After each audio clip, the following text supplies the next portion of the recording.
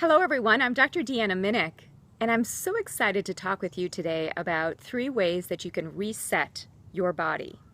We all know how important it is to really feel good in our bodies and to not have things like symptoms or pain or just feeling low energy, right? If we have pain or if we feel sleepy or we don't really feel our best, it really changes the outcome of everything we do in a day. So I'm sure that at various times of your life, you have felt off, right? Maybe you just don't feel 100% in your body. Maybe you just woke up, you had a cold or a flu, but then there are some other things that are a little bit more chronic, where you start feeling them every day. And I definitely had this for myself. I had a lot of gut issues. I had irritable bowel syndrome. I had endometriosis, and even developed an autoimmune condition in my early 30s known as psoriatic arthritis. So with all these conditions, I had to find a solution, and there really wasn't a lot out there on what I can do for so many different things. But what I later learned was that all of these things were in some way related. I decided to look at food, and that made the most sense because I have a master's degree in nutrition, I have a PhD in nutrition, and so with all of my training on food, it was the obvious choice to look at what I was eating every day. And if you tally up how much we are taking in on a daily basis, we make somewhere in the neighborhood of 200 different decisions about food and eating, and we take in about 2,000 pounds, almost 1,000 kilos per year. So food is truly information. It's feeding us on multiple levels. So what I decided to do in order to relieve me of a lot of these conditions was to look really deeply at what I was eating. So I followed what's known as the elimination diet, and I started taking things out. I took things out like eggs and soy and wheat and gluten and dairy, and even reduced some sugar. And what I noticed was that I felt dramatically better. I really did. It wasn't easy to actually take these things out of my diet. It never is to give things up, right? I mean, that's one of the first things that you think of, like, I don't want to give up my coffee, or I don't want to give up my cheese or bread. And I know where you're coming from on that.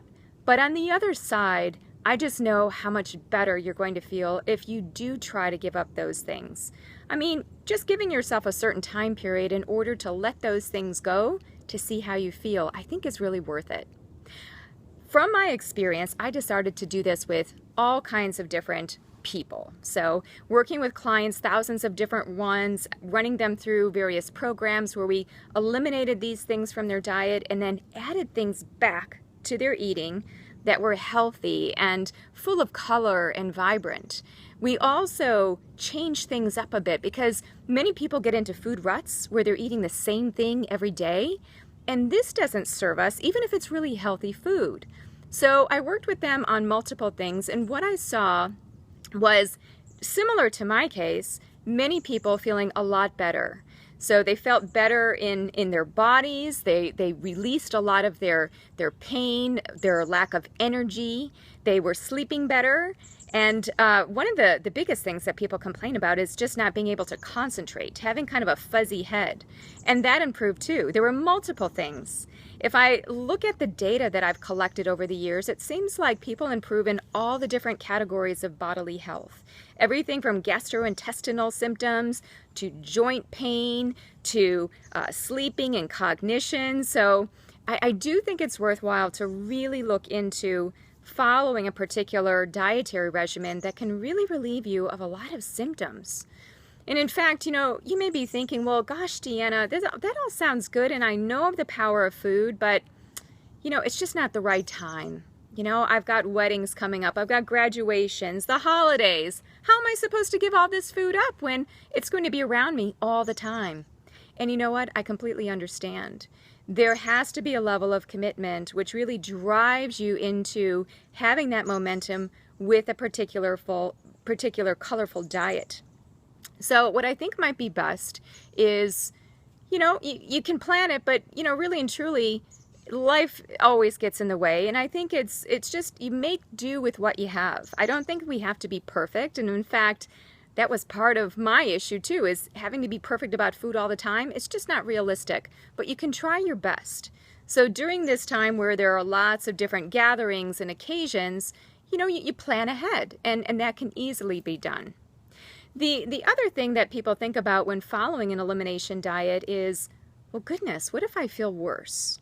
What if I don't have the energy level because I'm giving up my caffeine and my sugar? What if I feel worse and I can't perform at work? I've seen that time and time again where people think, oh my goodness, I'm I'm going to radically change my life by doing this.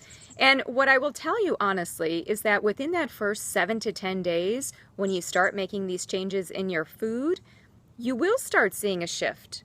And initially it won't be so easy, but once you get over that 7-day hump, usually people have a burst of energy. They're actually able to focus even better, and they realize how much they were relying on all these different foods and beverages to give them the energy that they didn't have. It was like a bottomless pit. So I really do think that, initially, just like with any change, is going to have some adjustment that we have to get used to, but once we're over that hump, we will start feeling better. I've seen that with thousands of different patients over time, over several years. So let me just do a quick recap on the takeaways for you on how you can reset your body. Number one, first and foremost, I think it's important to eliminate maybe one thing. You don't have to follow the elimination diet in its entirety because that's giving up a lot.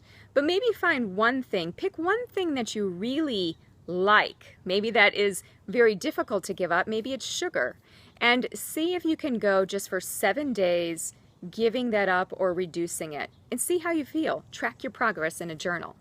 The second thing that I would recommend to reset your body is to start to include more colorful whole foods into your diet.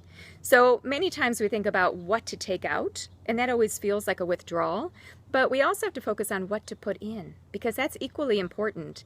So bringing in the rainbow every day. I really love color. I think that bringing in colorful foods is the way to go, and there's so much good science on the power of colorful plant foods to help with many different chronic conditions. So start to bring in more colorful plant-based foods. The third thing to help you to reset your body is incorporating more variety. What I have found working with thousands of people is that usually people get into a rut. They make the same 5 to 7 recipes every week. They're eating the same foods, and some of those foods can even be really healthy, but all in all, they need some variety.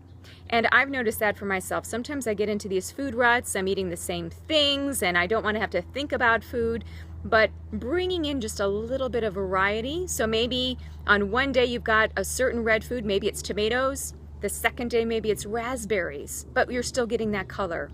So shake it up. I think that this is really important for helping to keep us healthy. So what I'd love for you to do is please comment on this video. Give me your thoughts about these 3 tips that I've given you to reset your body. And I'd also like to hear from you in terms of what you find resets yourself. And then in the next video, I will talk more about 3 ways that you can reset your mind. So join me then. Thanks so much.